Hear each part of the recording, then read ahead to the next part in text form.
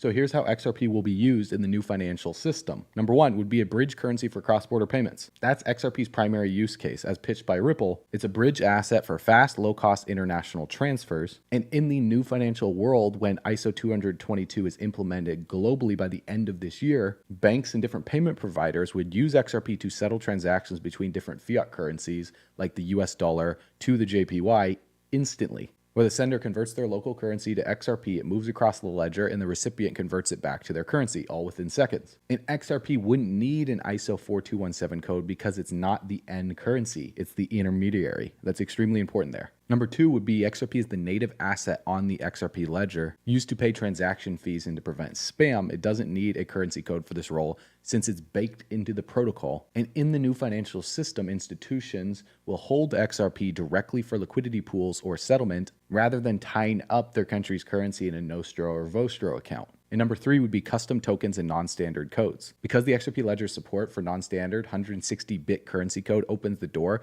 to tokenized assets that don't fit the ISO 4217 mold.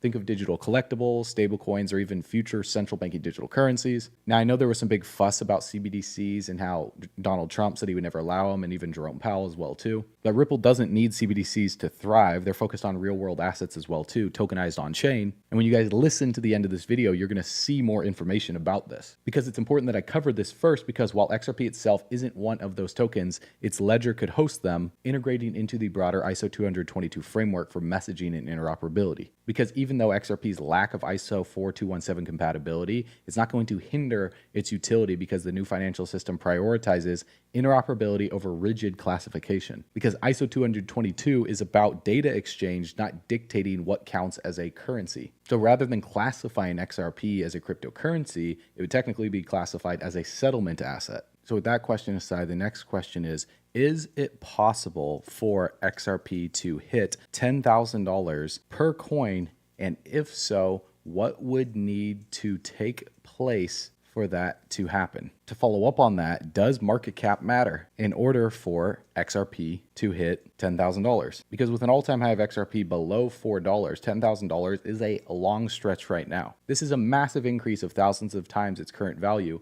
and currently market cap. Because right now, if you look up XRP on coinmarketcap.com, even the domain name has market cap next to the coin, because that is currently how these cryptocurrencies are measured. The market cap of XRP is $148 billion at $2.55. So market cap equals the price per the coin multiplied by the total circulating supply. So if we look at the circulating supply of XRP, the max supply is 100 billion.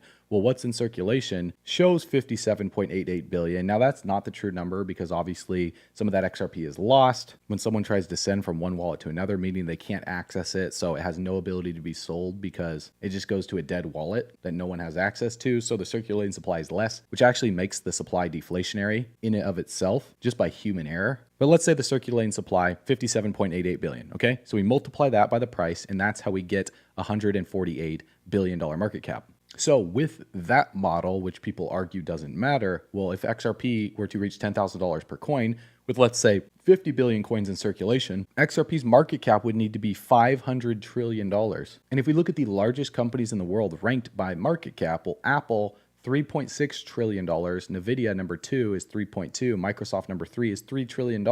So there is not a single company that is worth $500 trillion in market cap. And to put this in perspective, the entire global stock market is valued at roughly $100 trillion. And the total value of all cryptocurrencies combined is typically in the low trillions. And right now, at the time of making this video, the whole industry is 3.17 trillion. So a $500 trillion market cap for XRP would dwarf the entire global economy, which is estimated around 100 to 110 trillion in GDP annually. So yes, market cap matters a lot. For XRP to hit $10,000 based on this model, either the circulating supply would need to shrink dramatically, or the world's financial system would need to undergo an unimaginable transformation. So that leads me to the rest of this video on what we're going to discuss, because global adoption as a reserve currency would need to take place. XRP would need to replace, or massively at least supplement, systems like SWIFT to absorb a chunk of all the global financial transactions. Banks, governments, and institutions would need to hold and transact solely in XRP, driving demand to astronomical levels. And even still then, $10,000 per coin implies a valuation far beyond current global